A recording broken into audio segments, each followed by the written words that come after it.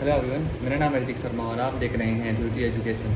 जैसा कि आपको पता है कि हम लोग ये क्राउन जनरल नॉलेज का कंप्लीट बुक जो है वो कवर कर रहे हैं पेज बाय पेज, और अभी तक हमने पेज नंबर 12 तक कवर कर लिया है। आज हम पढ़ने वाले हैं पेज नंबर 13, जिसमें कि हम पढ़ेंगे कि लेटर वैदिक पेज एज में, मतलब लेटर वैदिक एज में किन किन तरह के शादियाँ होती थी।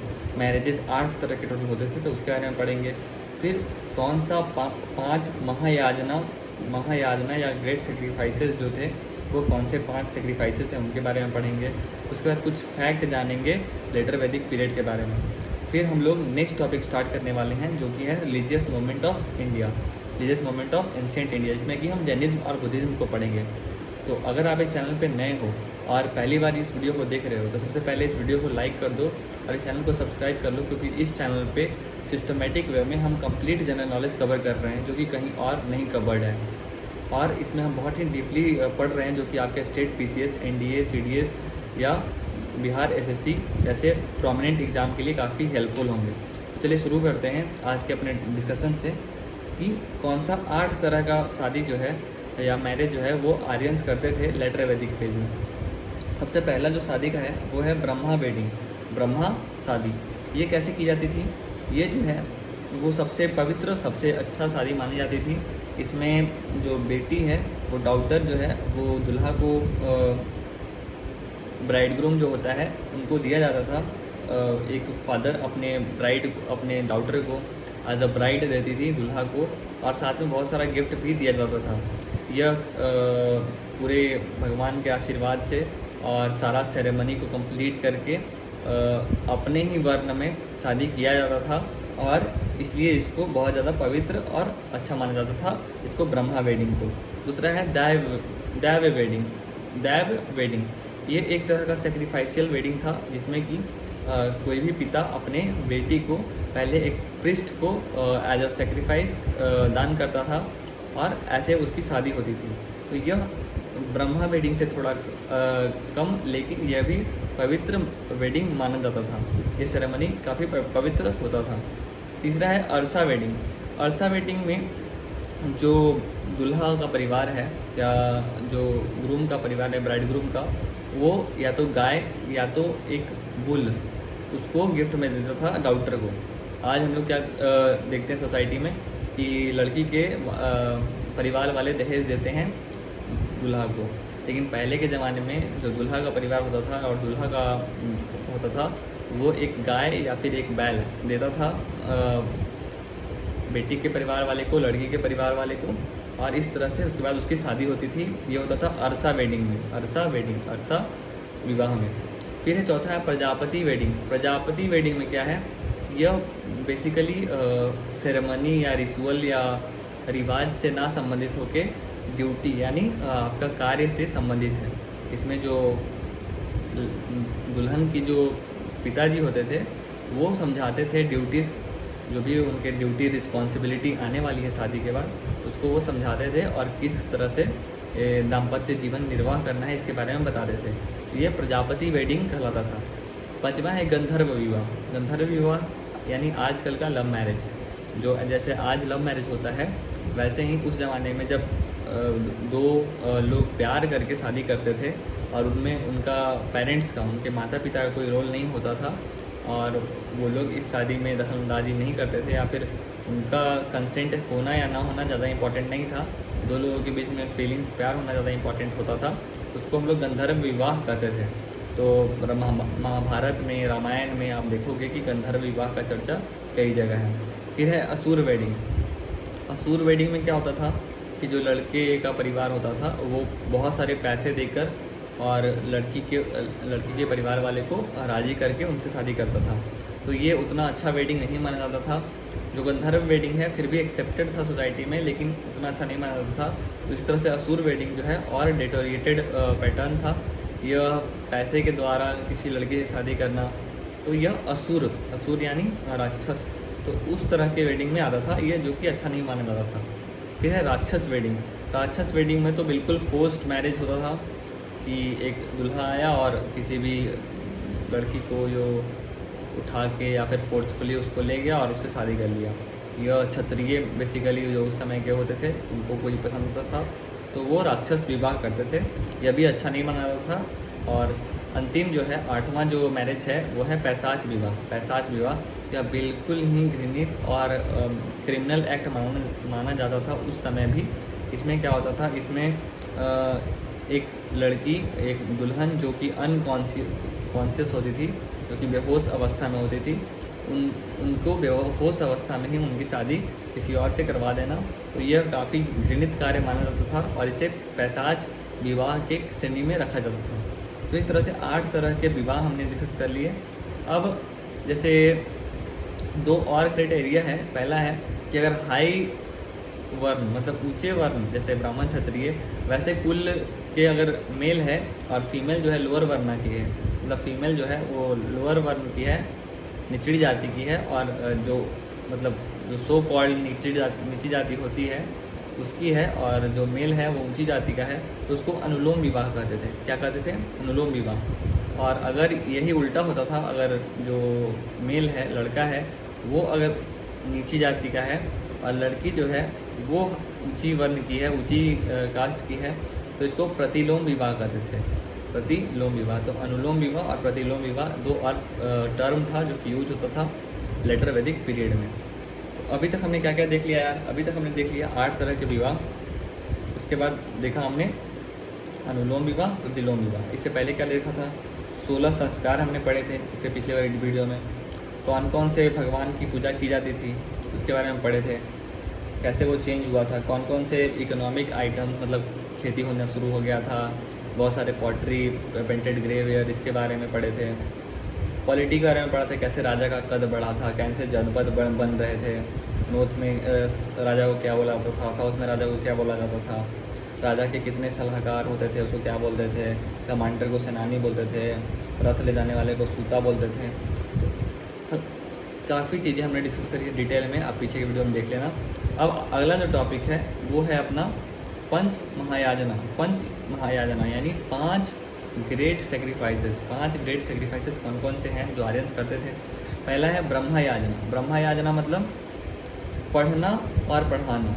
पढ़ना और पढ़ाना एक तरह का सेक्रीफाइस माना जाता था जो कि ब्राह्मण करते थे, और इसको बोलते थे ब्रह्मा याजना। दूसरा है देव याजना। देव याजना यानी आहुति जलाना। आहुति जलाना जो है भगवान की पूजा करना, आहुति जलाना, ये देव याजना माना जाता था। तीसरा है पितृ याजना। पितृ याजना यानी तर्पण अर्पित करना। जो पितृ होते हैं, जो हमारे पूर्वज जब मर जाते हैं तो उनको पितृ करके उनको खाना पानी, जो पितृपक्ष का मेला भी लगता है तो उनको अगर हम तर्पण करते हैं तो ये तर्पण जो है वो पितृ याजना कहलाता था। पितृ याजना कहलाता था। चौथा है अतिथि याजना। अतिथि याजना यानी कोई भी गेस्ट आ जाए तो उसको अच्छे से देखभाल करना, उसको अच्छे से बैठाना, खिलाना, रखना, तो ये जो है अतिथि याजना कहलाता था। और 5वां जो है भूत याजना। भूत याजना यानी भूत जो होते हैं, प्रेत, भूत प्रेत, उनको भी सेक्रीफाइस ऑफर करना, उनको भी बलि प्रदान करना, तो ये है भूत याजना। तो ये 5 तरह की याजना होते थे। अब एक टेबल है और एक फैक्ट का और कुछ लाइन्स हैं। तो टेबल में क्या है? टेबल में है ऋग्वेद में कौन कौन सा टर्म कितनी बार यूज हुआ है। आपको नंबर तो नहीं पूछेगा लेकिन ये पूछ सकता है कि कौन सा सबसे ज़्यादा, कौन सा सबसे कम बार यूज हुआ है। तो इंद्र जो शब्द है वो 250 बार यूज हुआ है। इंद्र शब्द 250 बार ऋग्वेद में। अग्नि शब्द 200 बार। गाय, गौ या काऊ शब्द जो है 176 बार यूज हुआ है। विष जो है 170 बार यूज हुआ है। सोम 144 बार। विष्णु जो है 100 बार। वरुणा 30 बार। विष्णु 100 बार, वरुणा 30 बार। सभा 8 बार। समिति 9 बार। रुद्र 3 बार। यमुना 3 बार। गंगा 1 बार। सोचो पूरे ऋग्वेद में गंगा सिर्फ 1 बार यूज हुआ है। और इंदस जो है वही सिंधु नदी सबसे ज़्यादा बार यूज हुआ है। तो उस समय आप देख सकते हो भारत में सिंधु नदी जो है, या इस आर्यावर्त जो भी बोलोगे आप, उसमें सिंधु नदी का प्रोमिनेंट था और गंगा नदी के बारे में उतना प्रचलन नहीं था। तो गंगा नदी सिर्फ 1 बार और सिंधु नदी सबसे ज़्यादा बार। कृषि यानी खेती शब्द 33 बार, और जन यानी लोग शब्द जो है वो 275 बार यूज हुआ है। तो ये है ऋग्वेद में कुछ टर्म जो यूज हुए हैं, और किसकी ज़्यादा, जितने ज़्यादा बार वो यूज हुए होंगे उतनी ज़्यादा उनकी महत्व होगी उस समय के हिसाब से। अब आते हैं कुछ तथ्य पे। वो तथ्य हम पढ़ेंगे, फिर हमारा जो वैदिक एज का जो चौथा टॉपिक था वो ख़त्म हो जाएगा, जिसमें हमने ऋग्वेद, अर्ली ऋग्वेद, उसके बाद फिर लेटर वैदिक पीरियड पढ़ा। तो कुछ फैक्ट क्या क्या है, तो जैन तीर्थंकर जो हैं अरिष्ट नेमी और ऋषभनाथ, अरिष्ट नेमी और ऋषभनाथ, ये दोनों कहाँ पे हैं मेंशन, ऋग्वेद में। छंदोग्य और बृहद अरण्यक उपनिषद जो हैं वो सबसे पुराने उपनिषद माने जाते हैं। छंदोग्य और बृहद अरण्यक उपनिषद सबसे पुराने उपनिषद माने जाते हैं। 4 आश्रम हैं, हमने पढ़ा था, और पहली बार ये चारों आश्रम जबोलो उपनिषद में लिखे गए थे। इसमें जबोलो उपनिषद में चारों आश्रम का जिक्र हुआ था। राजसूया याजना जो होता है वो पहली बार मेंशन है इसमें ऐतिर्य ब्राह्मणा में। ऐतिर्य ब्राह्मणा में राजसूया याजना जो है पहली बार लिखा गया है। याज्ञवल्क्य गार्गी और याज्ञवल्क्य मैत्री, इनका जो डायलॉग है वो कहाँ पे है, इनका जो बातचीत है वो किस में है, बृहद अरण्यक उपनिषद में। बृहद अरण्यक उपनिषद में गार्गी और मैत्री का डायलॉग की चर्चा है। सतापत ब्राह्मणा जो है, सतापत ब्राह्मणा वो पत्नी को अर्धांगिनी के नाम से बुलाता है। सतापत ब्राह्मणा में पत्नी को अर्धांगिनी बोला गया है। अर्धांगिनी मतलब वो आधा हिस्सा है किसी भी इंसान का, उसकी अर्धांगिनी जो है उसका आधा हिस्सा होती है। ब्रह्मावदिनीस, ये जो है एक वुमेन का क्लास होता था जो कि अपना पूरा ज़िंदगी या तो पढ़ाई में या तो स्पिरिचुअल मेडिटेशन में गुजार देता था। कौन सा, ब्रह्मावादिनी। ब्रह्मावादिनी वुमेन क्लास मतलब महिलाओं का एक झुंड, क्लास का नाम था, जो कि अपना पूरा जीवन या तो स्टडी में, पढ़ाई में या तो स्पिरिचुअल मेडिटेशन में गुजार देती थी। सदोग्य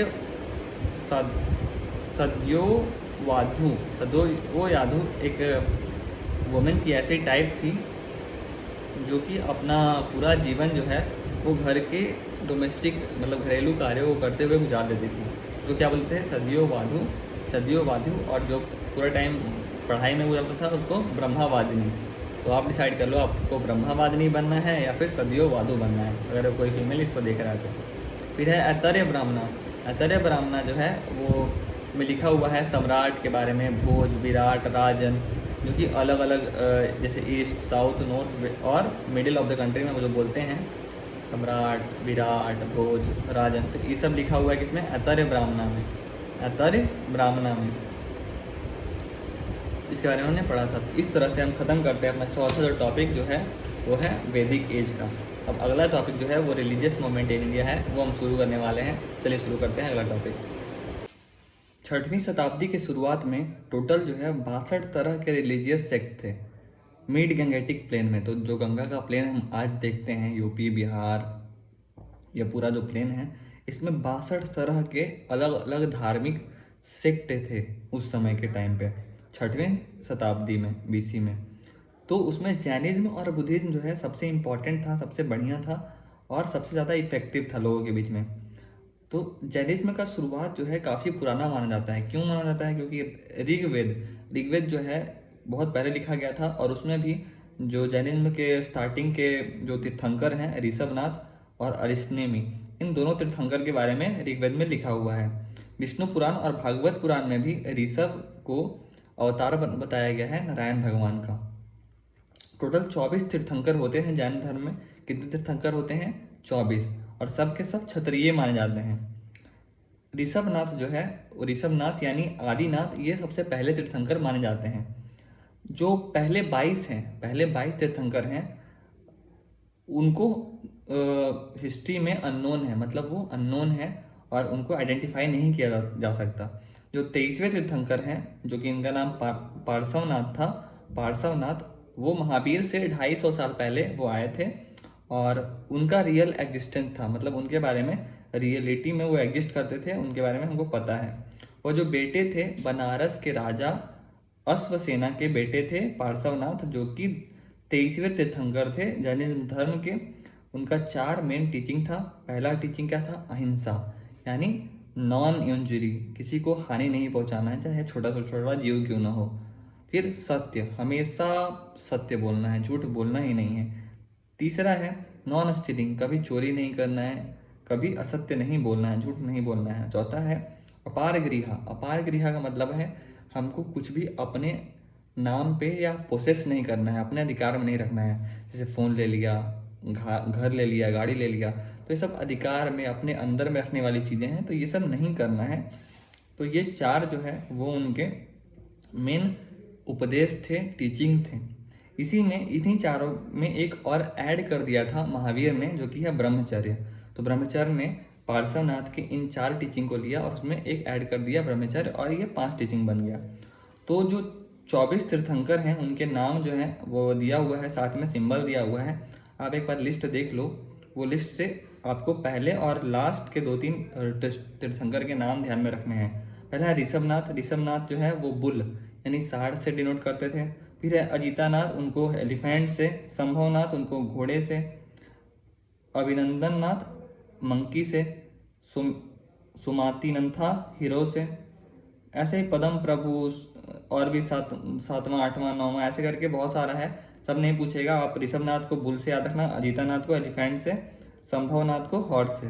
फिर लास्ट में कौन कौन सा है, अरिष्टनेमी कौच से। 23वां पार्श्वनाथ वुडेड सर्पेंट, और 24वां महावीर लायन से। तो महावीर को शेर के रूप में डिनोट किया जाता था पहले के टाइम में सिंबल से। तो ये लिस्ट है, आप ध्यान से एक बार देख लेना, पढ़ लेना, पॉज करके वीडियो को पढ़ लो। अब आते हैं महावीर की तरफ कि महावीर का जन्म कब हुआ था, वो कैसे महावीर बनने, उनकी पूरी जर्नी के बारे में देखते हैं। तो महावीर जो है वो 540 BC से लेके 468 BC के बीच में रहे थे। आपको पता होगा कि BC उल्टा में काउंट किया जाता है, पहले 540 आता है, फिर 539 आएगा, फिर 538 आएगा, इस तरह से घटते घटते 468 BC तक वो जो है रहे थे। महावीर का जन्म जो है वो कुंडा ग्राम में हुआ था, वैशाली के निकट। वैशाली एक शहर है बिहार में, तो वहाँ कुंडा ग्राम में उनका जन्म हुआ था। उनका बचपन का नाम था वर्धमान। उनका बचपन का नाम क्या था, वर्धमान। उनके फादर कौन थे, उनके पापा कौन थे, सिद्धार्थ। बचपन का नाम वर्धमान था, जन्म हुआ था 540 में कुंडा ग्राम में वैशाली के नज़दीक। पापा का नाम सिद्धार्थ था, वह क्षत्रिय क्लैन से थे। क्षत्रिय क्लैन का नाम जनात्रिका था। जो वर्धमान यानी महावीर हैं, उनकी माँ का नाम त्रिशला था, पिता का नाम सिद्धार्थ था, माँ का नाम त्रिशला था। त्रिशला जो है बहन थी चेतका की बहन थी, और चेतका जो है वो वैशाली के राजकुमार के बहन लगती थी, राजकुमार लगते थे। महावीर जो है उनका शादी, महावीर यानी वर्धमान, उनका शादी यशोदा से हुआ था, जिनसे उनकी एक बेटी हुई अनुजा। अनुजा का जो विवाह है वो जमाली से हुआ, जो कि पहले शिष्य बने महावीर के। काफ़ी कॉम्प्लेक्स रिलेशन है, आप एक बार ध्यान से देखना, जो सामने स्क्रीन पे बना हुआ है उनका जो फैमिली ट्री है उसको आप ध्यान से देखना किस तरह से है। महावीर का शादी हो रहा है यशोदा से बेटी हो रही है अनुजा का शादी हो रहा है जमाली से, जमाली पहले शिष्य बन रहे हैं। और महावीर के पिताजी का नाम है सिद्धार्थ और माताजी का नाम है त्रिशला। ठीक है, तो ये फैमिली ट्री है। उन्होंने फैमिली को छोड़ा था 30 साल की उम्र में, पेरेंट्स को छोड़ के वो निकल गए थे।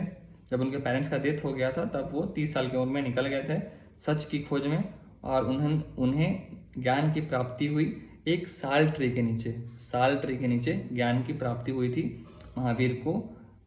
नदी के किनारे, नदी का नाम था रिजुपालिका। जृंभिका ग्राम में रिजुपालिका नदी के किनारे साल वृक्ष के नीचे महावीर को ज्ञान की प्राप्ति हुई थी।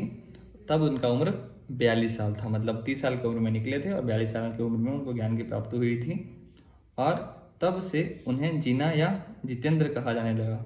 जीना या जितेंद्र का मतलब होता है कि वैसा इंसान जिसने अपने सारे सेंसेस पे, सारे जो भी सेंसेस होते हैं उन पे विजय पाली हो। साथ ही उनको नीरा ग्रंथा कहा जाने लगा। नीरा ग्रंथा का मतलब होता है सभी बंधनों से मुक्ति मिल जाना। फिर कैवालीन बोला जाता था, कैवालीन। अरहंत बोला जाता था, अरहंत मतलब ब्लेस्ड है काफ़ी। महावीर बोला जाता था, महावीर मतलब ब्रेव, इसलिए उनको लायन से डिनोट करते हैं। महावीर ने उसके बाद 40 सालों तक जो है 30 सालों तक, अगले 30 सालों तक उन्होंने शिक्षा दीक्षा दी, और 72 साल की उम्र में उनका देहांत हो गया राजगीर के पावरपुरी में। तो वैशाली में जन्म हुआ था और राजगीर के पावरपुरी में उनका मृत्यु हुआ। अब जो नेक्स्ट और जो टॉपिक है जैनिज्म का, जैसे कि 5 कौन कौन से उनका महाव्रत व्रत था, कौन कौन से 3 जेम्स थे, त्रिरत्न कौन कौन से थे, कौन कौन सा उनका थ्योरी था, नॉलेज क्या था, पूरे जैन धर्म का नॉलेज का थ्योरी क्या होता है। तो इसके बारे में हम अगले पेज में डिस्कस करेंगे। अगर आप चैनल पे नए हैं तो अगेन मैं बोलूँगा सब्सक्राइब कर लो, क्योंकि इस चैनल पे कंप्लीट बुक जो है मैं डिस्कस करने वाला हूँ और ये और किसी चैनल पे नहीं मिलेगा इतने सिस्टमेटिक वे में। सी यू, बाय बाय।